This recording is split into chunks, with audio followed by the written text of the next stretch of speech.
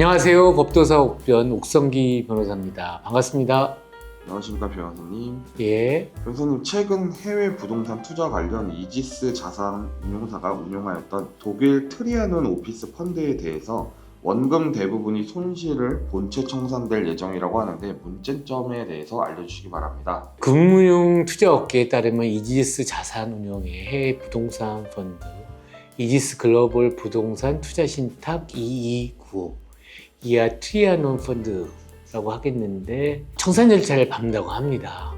향후 그 현지 건물이 일정 수준 이상의 가격으로 매각돼 대주단에 대출금을 갖고 남는 돈이 있다면 그 펀드 투자자들에게 분배되겠지만 최근 부동산 시황 등을 고려하면 현실적으로 어려울 것이라는 전망으로 이 펀드에 투자한 기관 및 개인들의 투자 손실이 예상됩니다. 즉 해당 펀드의 만기는 오는 10월 30일인데 그 전에 만기 연장을 위한 수익자 총회를 개최하지 않고 그대로 청산하기로 한 것인데, 이 펀드는 독일 프랑크푸르트에 있는 트리아논 빌딩에 투자한 상품입니다. 지난 2018년 총 3,700억 원 규모로 설정돼 공모펀드와 사모펀드로 절반가량씩 나뉘어 자금이 모집되었는데, 주로 사모펀드는 기관, 공모펀드는 개인 투자자 위주로 판매되었습니다.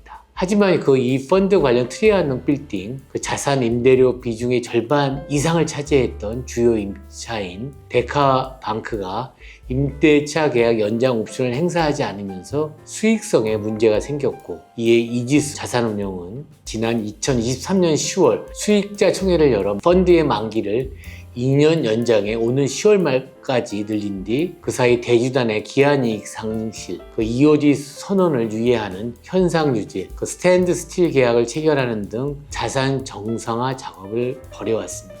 그러나 대주단과의 견해 차이를 좁히지 못해 결국 지난해 6월 대출 계약의 EOD, 즉 기한이익 상실 사유가 발생했고, 이후 이지스 운용이 해당 펀드 운용을 위해 세웠던 특수목적 법인 SPC도 도산 절차를 밟은 것입니다. 이처럼 트리아논 빌딩에 대한 처분 권한이 대주단 등에 넘어가 펀드가 주도적으로 자산 매각을 추진할 수 없게 되자 이지스 운용은 추가로 만기를 연장하지 않고 트리아논 펀드를 청산키로 했는데, 펀드가 청산되더라도 SPC 지분을 통한 권리는 독일 현지 법원에 신탁되어 있고, 향후 트리아논 빌딩이 대출금 이상의 값으로 팔릴 경우 대출금 상환 후 잔여금이 펀드 투자자들에게 배당될 가능성이 남아 있습니다. 구체적으로는 지난 2024년 펀드 만기 연장에 반대해 반대 매수를 청구한 투자자들이 먼저 변제받고, 거기서 남은 돈이 다시 다른 펀드 투자자들에게 돌아가게 되는 것입니다. 문제는 앞서 본 바와 같이 현재로서는 트리아논 빌딩이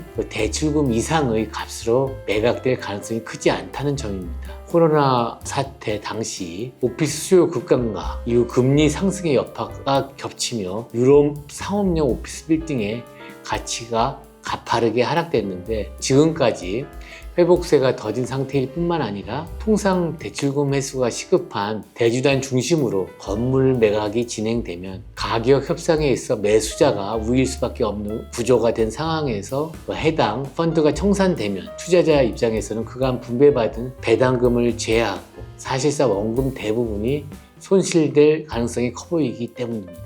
이지스 운용에 따르면 해당 펀드는 공모 기준으로 펀드 설정 후 총 308억 원이 투자자들의 배당금으로 분배되었고, 이는 전체 설정 원금 대비 16.4% 규모에 불과합니다. 저 역시 독일의 트리아논 펀드와 똑같은 구조로 실리콘밸리에 있는 이베이 본사가 장기간 임대차 계약을 체결하여 수익이 보장된다고 하면서 해외 부동산 대체 투자 펀드 관련 개인에게 판매한 신한은행에 대해서 민사소송을 제기한 바 있는데, 트리아논 빌딩과 마찬가지로 환매 만기 및 EOD 사유로 대주단에 의하여 대출금 이하로 매각될 가능성이 있어 펀드 투자자들의 재산상 피해가 예상되고 있습니다.